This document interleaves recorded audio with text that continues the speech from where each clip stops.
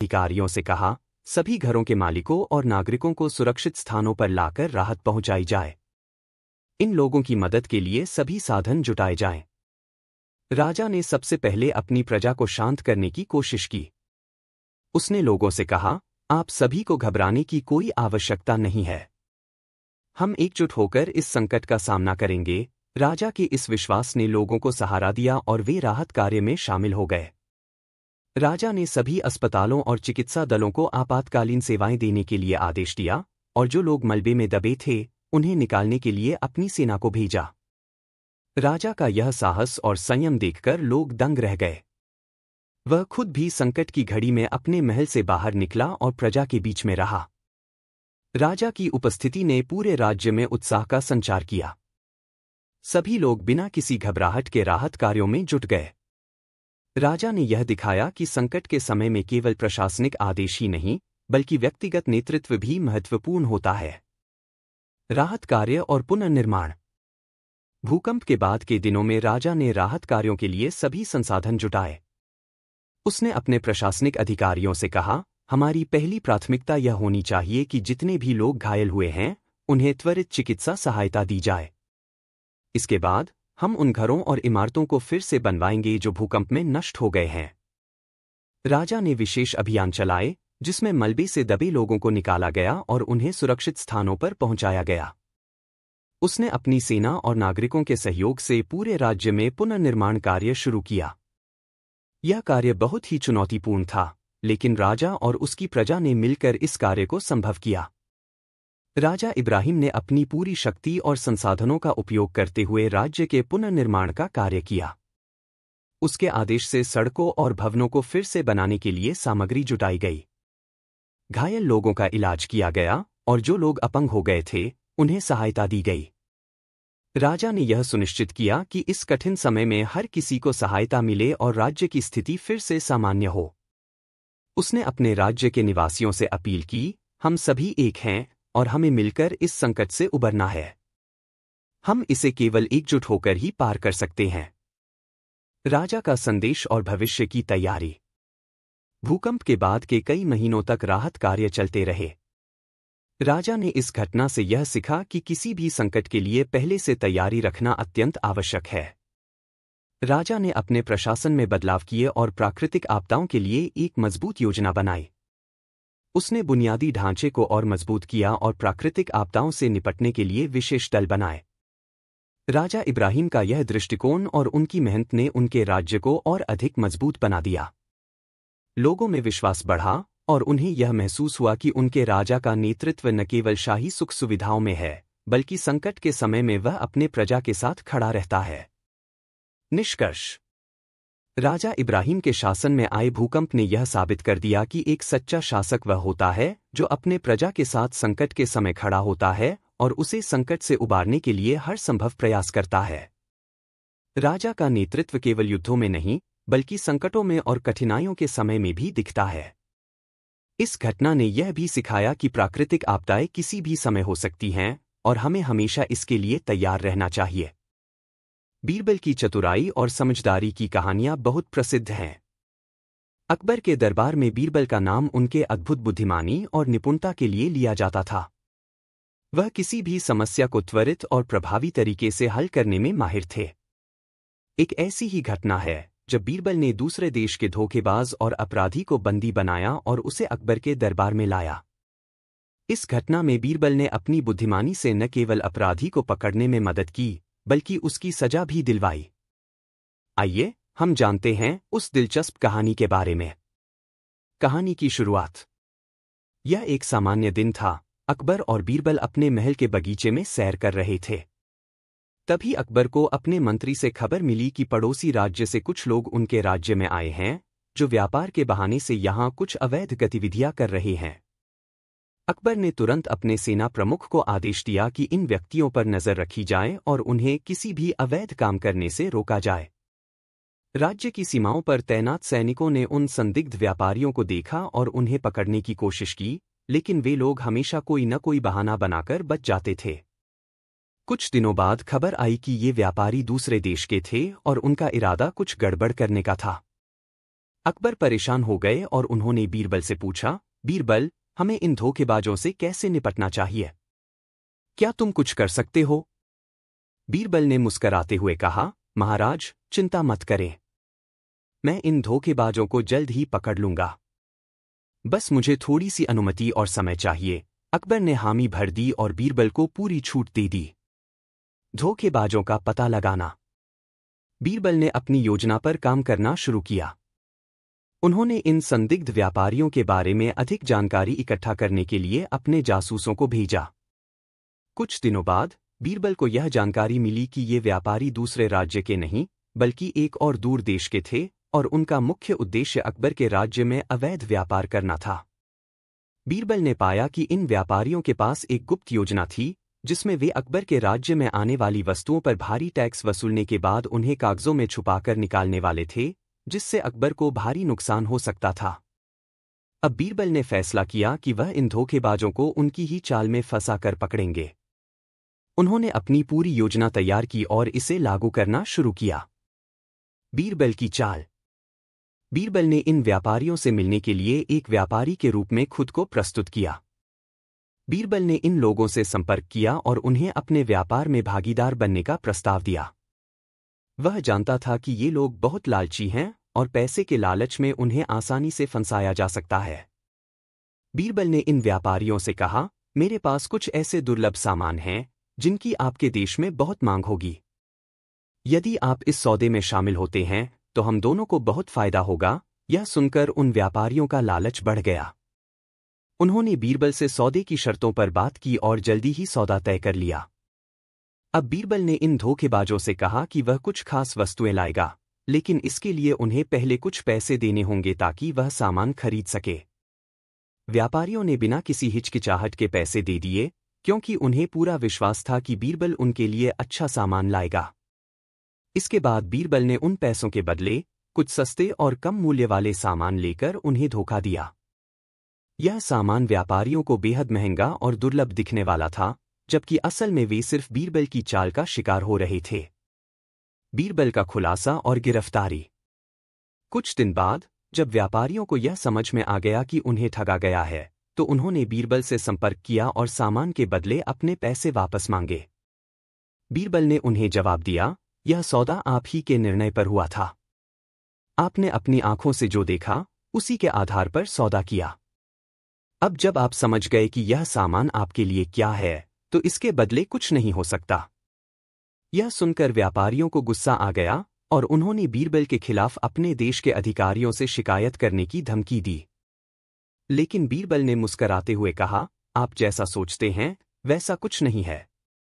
मुझे डर नहीं है। आप अब गिरफ्तार किए जाएंगे। और फिर उसने अपनी योजना के अनुसार सेना को बुलाया और व्यापारियों को गिरफ्तार कर लिया।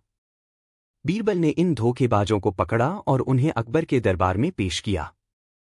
अकबर ने व्यापारियों से सवाल किया, तुम लोग हमारे राज्य में क्या कर रहे थे और किस कारण से तुम्हें गिरफ्तार किया गया? एक व्यापारी ने जवाब दिया, महाराज, हम केवल व्यापार के लिए आए थे। बीरबल ने हमें धोखा दिया और हमारे पैसे ले लिए। बीरबल ने तुरंत इसका खंडन किया और कहा, महाराज, ये लोग धोखेबाज हैं। इन्होंने मेरे साथ धोखा करने की योजना बनाई थी। इनका असली उद्देश्य था हमारे राज्य में अवैध व्यापार करना और अकबर महाराज को नुकसान पहुंचाना। बीरबल ने कहा, इन व्यापारियों का मकसद केवल अकबर के राज्य को नुकसान पहुंचाना था। मैंने इन्हें उनके अपने खेल में फंसाया और अब इन्हें सजा मिलनी चाहिए। अकबर का निर्णय। अकबर ने पूरी बात सुनी और बीरबल की बुद्धिमानी की सराहना की। वह जान गए थे कि बीरबल ने अपनी चतुराई से इन धोखेबाजों को उनकी ही चाल में फंसा लिया था। अकबर ने तुरंत इन व्यापारियों को कठोर सजा देने का आदेश दिया और राज्य से बाहर कर दिया। साथ ही इन व्यापारियों के द्वारा किए गए धोखाधड़ी के कारण उनके सभी सामान जब्त कर लिए गए और उन्हें उनके देश वापस भेज दिया गया। अकबर ने बीरबल से कहा, बीरबल, तुमने हमारी राजधानी और राज्य की सुरक्षा को बहुत बखूबी संभाला। तुम्हारी चतुराई और साहस की वजह से आज हमारे राज्य को एक बड़ा खतरा टल गया। निष्कर्ष।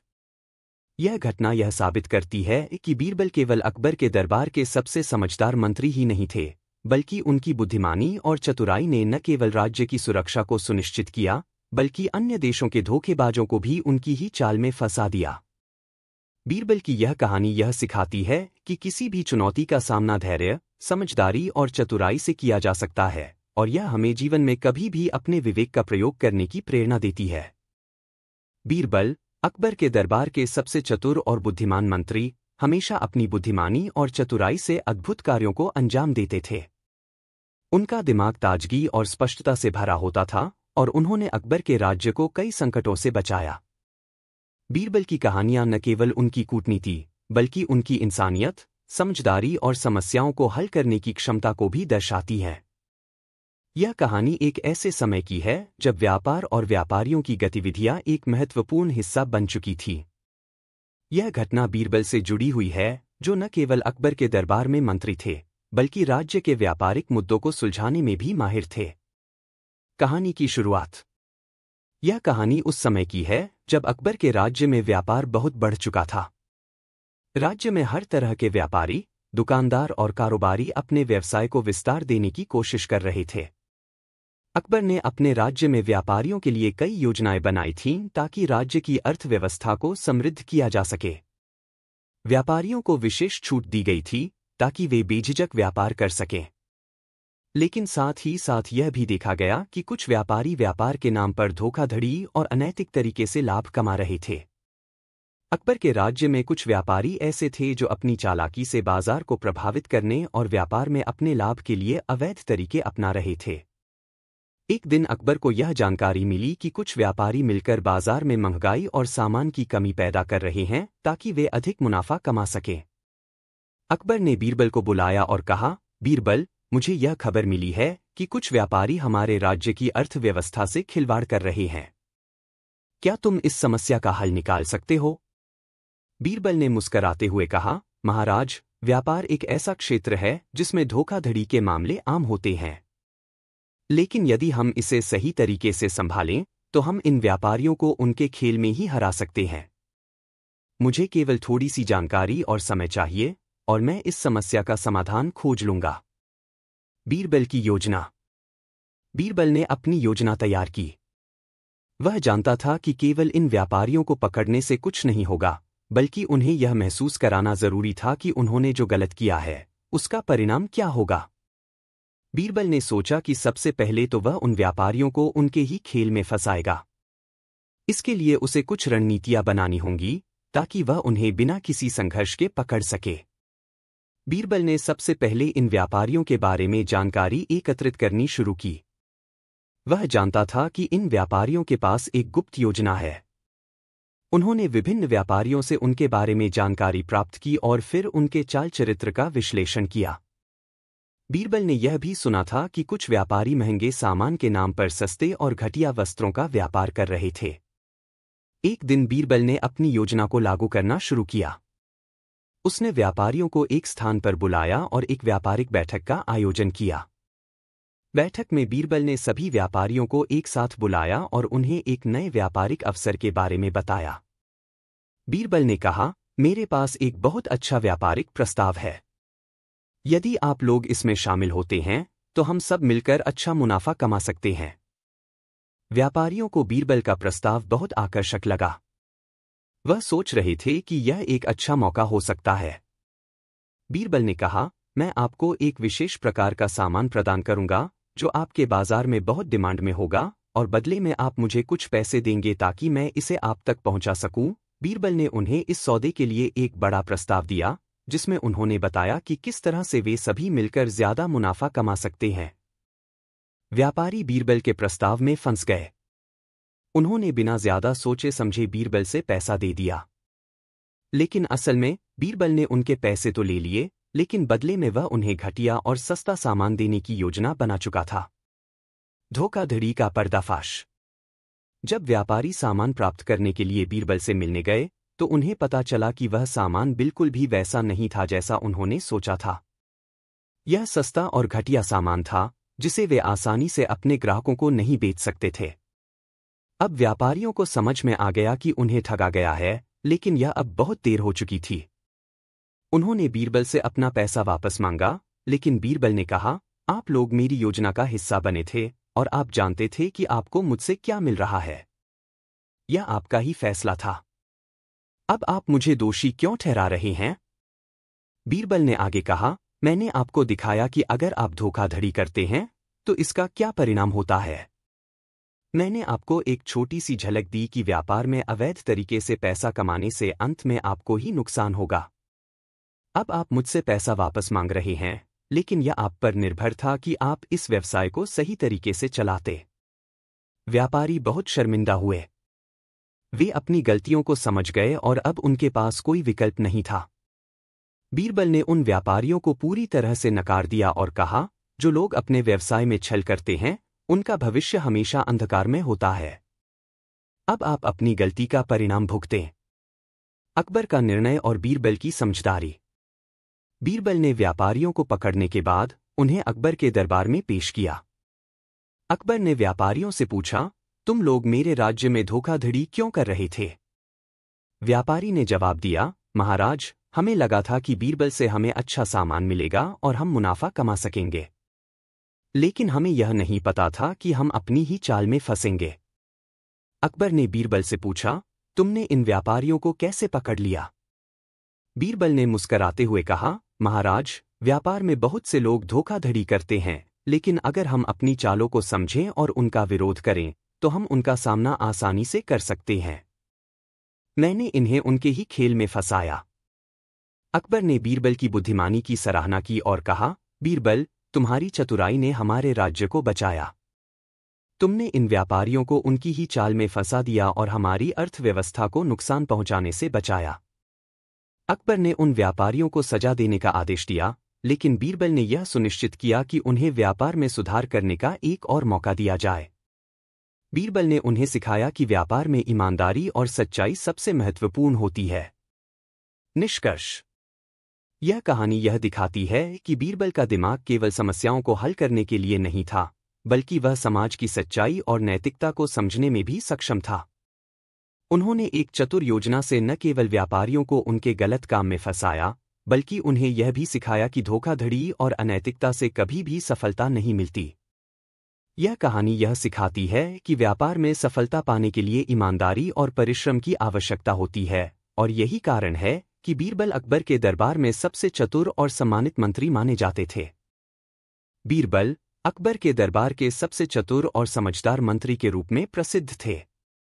अकबर ने उन्हें न केवल अपनी बुद्धिमानी के कारण सम्मान दिया था, बल्कि बीरबल के निर्णय और हल्के फुल्के अंदाज में की गई बातें भी दरबारियों के बीच चर्चा का विषय होती थीं। वह हमेशा किसी भी मुश्किल समस्या का समाधान न केवल चतुराई से, बल्कि एक गहरी समझ और सामंजस्यपूर्ण तरीके से करते थे। बीरबल की कहानियों में उनकी समझदारी और चतुराई के अद्भुत उदाहरण मिलते हैं, जिनसे न केवल हंसी आती थी, बल्कि जीवन के महत्वपूर्ण पाठ भी मिलते थे। यह कहानी एक ऐसे काजी के बारे में है जो अपने आप को बहुत चतुर समझता था, लेकिन बीरबल की एक चाल में फंस गया और उसके बाद उसे समझ में आया कि असली चतुराई क्या होती है। कहानी की शुरुआत। अकबर के दरबार में कई मंत्री थे, जिनमें से बीरबल का नाम सबसे ऊंचा था। वह न केवल अपनी बुद्धिमानी के लिए प्रसिद्ध थे, बल्कि उनके हंसमुख स्वभाव ने भी अकबर के दरबार को सजीव बनाए रखा था। एक दिन दरबार में एक काजी, धार्मिक न्यायाधीश, आया, जो अपनी चतुराई और न्याय के फैसलों के लिए प्रसिद्ध था। वह अपने न्याय के बारे में अकबर को बताने के लिए दरबार में आया था। काजी ने अकबर से कहा, महाराज, मैं अपनी चतुराई और ज्ञान से आपके राज्य में न्याय का ऐसा रूप लाऊंगा जो हर किसी के लिए एक आदर्श बनेगा। अकबर ने काजी से कहा, तुम्हारी बातों से लग रहा है कि तुम सचमुच बहुत चतुर हो, लेकिन तुम्हारी चतुराई को परखने का एक तरीका होना चाहिए। मैं चाहता हूं कि तुम हमारी एक छोटी सी परीक्षा लो और हम देखेंगे कि तुम वास्तव में कितने चतुर हो। काजी ने एक मुस्कान के साथ कहा, महाराज, मैं तैयार हूं। अब अकबर ने बीरबल को इशारा किया और कहा, बीरबल, तुम इस काजी की चतुराई की परीक्षा लो और हमें बताओ कि वह वाकई में उतना ही चतुर है जितना वह खुद को समझता है। बीरबल की योजना। बीरबल ने काजी की चुनौती स्वीकार की और सोचा कि वह काजी की चतुराई को एक छोटे से खेल के माध्यम से परखेंगे। बीरबल को यह बात अच्छी तरह से मालूम थी कि काजी अपने ज्ञान और चतुराई के बारे में बहुत घमंड करता था, इसलिए बीरबल ने उसे उसकी ही चाल में फंसाने का मन बनाया। बीरबल ने काजी से कहा, आप बहुत चतुर हैं, काजी साहब, और आपके ज्ञान का मैं बहुत आदर करता हूं। क्या आप यह स्वीकार करेंगे कि आप और मैं एक सामान्य पहेली पर चर्चा करें? काजी ने गर्व से कहा, बेशक, बीरबल। तुम्हारी किसी भी चुनौती को मैं स्वीकार करता हूं। मैं जानता हूं कि मेरे ज्ञान का कोई मुकाबला नहीं कर सकता। बीरबल मुस्कराते हुए बोला, यह एक सरल सी पहेली होगी, लेकिन इसका उत्तर आपको खोजने के लिए थोड़ा दिमाग लगाना पड़ेगा। बीरबल ने काजी को कहा, तुम्हें एक सवाल का उत्तर देना है। जान गंवा सकता है। अकबर हंसते हुए बोले, कैसे? बीरबल ने शेर की ओर इशारा करते हुए कहा, मैं उसे समझाऊंगा कि शिकार के लिए जंगल में बहुत सारे जानवर हैं, और अगर वह हमला करता है तो शिकार करने वाले लोग इसे मार डालेंगे। लेकिन अगर वह शांत रहेगा तो हम उसे छोड़ देंगे। अकबर ने बीरबल की समझदारी को सराहा और शेर को देखकर दोनों लोग वापस लौट आए। 3. दूसरी पत्नी का प्रश्न। अकबर के दरबार में एक बार एक व्यक्ति आया और उसने बीरबल से पूछा, क्या आप मुझे बता सकते हैं कि एक आदमी को कितनी बीवियां हो सकती हैं? बीरबल ने मुस्कराते हुए जवाब दिया, आपका सवाल बड़ा दिलचस्प है, लेकिन मैं आपको इसके बारे में कोई जवाब नहीं दे सकता। व्यक्ति चौंकते हुए बोला, क्यों, क्या बीरबल को इस सवाल का जवाब नहीं आता? बीरबल मुस्कराते हुए बोले, मैं इसे एक उदाहरण से समझाता हूं। अगर आदमी एक ही पत्नी के साथ खुश रहता है तो वह उसकी मदद से घर चला सकता है, लेकिन अगर वह दूसरी पत्नी की तलाश करता है तो उसके जीवन में समस्याएं आ सकती हैं। व्यक्ति बीरबल की बातों से समझ गया और वहां से चला गया। 4. सोने की खोज। एक दिन अकबर ने बीरबल से पूछा, बीरबल, क्या तुम मुझे यह बता सकते हो कि सोने की खदान कहाँ है? बीरबल ने तुरंत जवाब दिया, महाराज, सोने की खदान आपकी आंखों में है। अकबर हतप्रभ हो गया और पूछा, क्या मतलब है इसका? बीरबल ने कहा, जब तक आप अपनी आंखों से सोने की खदान को देखेंगे नहीं, तब तक आपको सोने का सही मूल्य नहीं मिलेगा। अकबर समझ गए कि बीरबल का इशारा उनकी अपनी मेहनत और संघर्ष की ओर था, न कि किसी खदान से। बीरबल की चतुराई से अकबर ने जीवन के सही मूल्य को समझा। 5. बीरबल का न्याय। एक दिन दरबार में एक किसान आया और उसने बीरबल से शिकायत की, महाराज, मेरे पास कुछ बकरियां हैं, लेकिन मेरे पड़ोसी ने मेरी एक बकरी चुराई है। अकबर ने बीरबल से पूछा, तुम क्या कहते हो, बीरबल? बीरबल ने बिना किसी देर के कहा, महाराज, मुझे एक तरीका सूझा है। हम दोनों किसानों को अपने बकरियों के साथ दरबार में बुलाएंगे और मैं एक तरकीब से यह पता लगा लूंगा कि कौन सी बकरी किसकी है। अकबर ने बीरबल की योजना मानी और दोनों किसानों को दरबार में बुलाया। बीरबल ने दोनों से कहा, दोनों अपनी बकरियों को इधर-उधर घुमा लें और मैं एक एक बकरी का नाम जान लूंगा। बीरबल ने देखा और यह तय किया कि कौन सी बकरी किसकी है। किसान को न्याय मिला और बीरबल की चतुराई से समस्या का समाधान हो गया।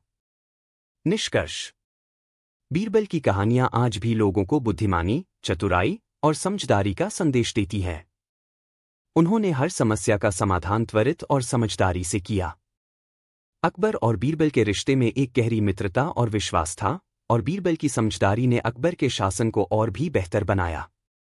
उनकी कहानियां आज भी हमें यह सिखाती हैं कि सच्ची समझदारी और चतुराई केवल तर्क से ही नहीं, बल्कि अच्छे विचार और सही फैसलों से भी मिलती है।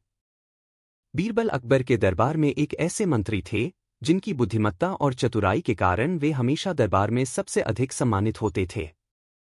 अकबर अक्सर बीरबल से कठिन सवाल पूछा करते थे और बीरबल अपनी सूझबूझ और त्वरित निर्णय क्षमता से उन समस्याओं का समाधान निकालते थे।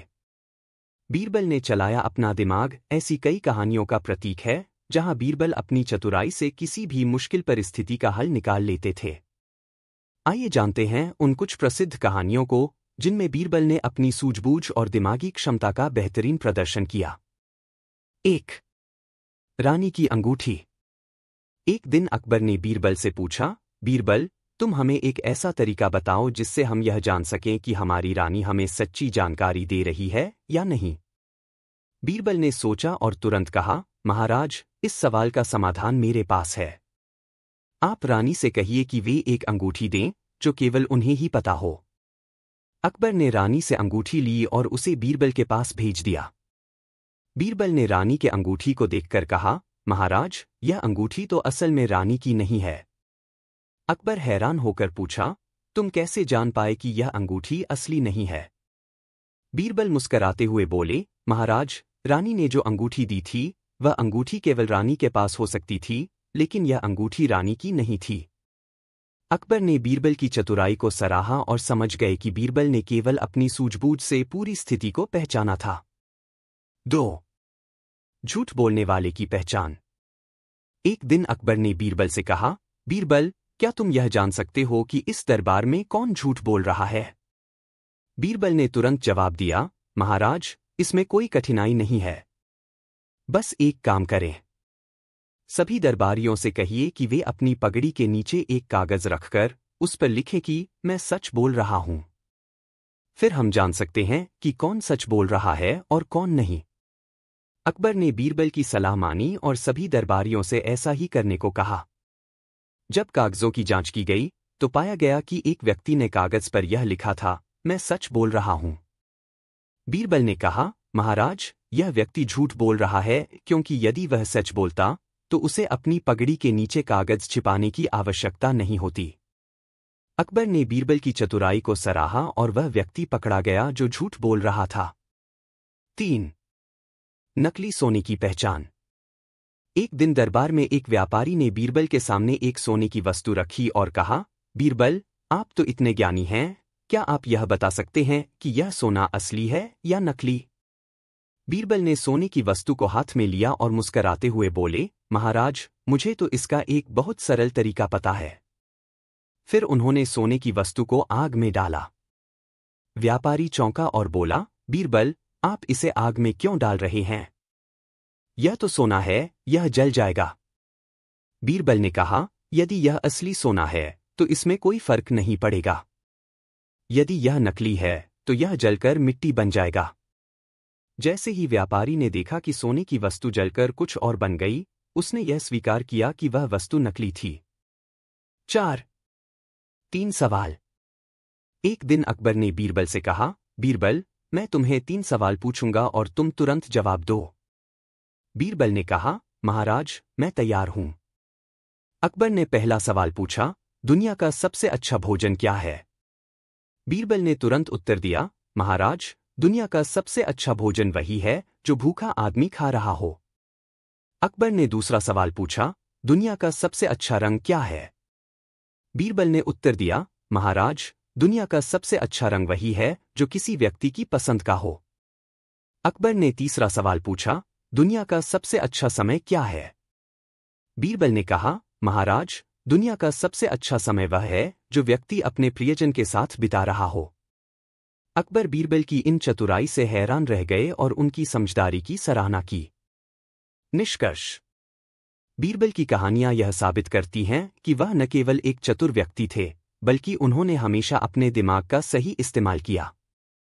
अकबर द्वारा पूछे गए हर सवाल का बीरबल ने अपनी समझदारी से हल निकाला। उनकी चतुराई, होशियारी और सूझबूझ आज भी हमें यह सिखाती हैं कि मुश्किल से मुश्किल समस्याओं का हल केवल दिमागी परिश्रम से ही निकलता है। बीरबल और तेनालीराम दोनों ही भारतीय इतिहास के सबसे चतुर और समझदार मंत्री माने जाते हैं। बीरबल जहां अकबर के दरबार में थे, वहीं तेनालीराम कृष्णदेवराय के दरबार के मुख्य सलाहकार थे। दोनों ही अपनी चतुराई, हास्य और बुद्धिमत्ता के लिए प्रसिद्ध हैं। हालांकि ये दोनों अलग अलग दरबारों में थे, परंतु उनके किस्से समान हैं। अगर ये दोनों एक साथ होते तो निस्संदेह बड़े मजेदार और दिलचस्प किस्से सुनने को मिलते। एक दिन अकबर और कृष्णदेवराय दोनों आपस में मिले। दोनों के बीच बड़ी दोस्ती थी और उन्होंने एक मजेदार चुनौती का प्रस्ताव रखा। दोनों ने तय किया कि वे अपने अपने मंत्री, बीरबल और तेनालीराम, को एक सवाल देंगे और देखेंगे कि कौन सबसे चतुर है। अकबर ने बीरबल से पूछा, बीरबल, अगर तुम जंगल में हो और तुम्हारे सामने शेर आ जाए तो तुम क्या करोगे? बीरबल ने तुरंत जवाब दिया, महाराज, मैं शेर से कहूंगा कि अगर वह मुझे छोड़ देता है तो मैं उसे अपने साथ अकबर के दरबार में ले चलूंगा, जहां उसे सम्मान मिलेगा। कृष्णदेवराय ने तेनालीराम से वही सवाल पूछा। तेनालीराम मुस्कराते हुए बोले, महाराज, मैं शेर से कहूंगा, तुम मुझे खा सकते हो, लेकिन मैं तुम्हारे लिए एक बड़ा तोहफा लेकर आ सकता हूं। दोनों दरबारियों ने जवाब दिए, और अंत में दोनों की सूझबूझ और चतुराई पर हंसी के ठहाके लगे। यह साबित हुआ कि दोनों ही मंत्री अपनी जगह पर उतने ही चतुर थे। 2. दूसरी पत्नी का सवाल। एक दिन अकबर ने बीरबल से पूछा, बीरबल, क्या तुम यह बता सकते हो कि एक आदमी को कितनी बीवियां हो सकती हैं? बीरबल ने तुरंत जवाब दिया, महाराज, यह सवाल केवल उस आदमी से पूछा जाना चाहिए जिसने दूसरी शादी की हो। इतना सुनकर अकबर मुस्करा दिए। उन्होंने तेनालीराम से भी वही सवाल पूछा। तेनालीराम ने जवाब दिया, महाराज, एक आदमी को बीवियां उतनी ही हो सकती हैं जितनी वह संभाल सके। कृष्णदेव राय और अकबर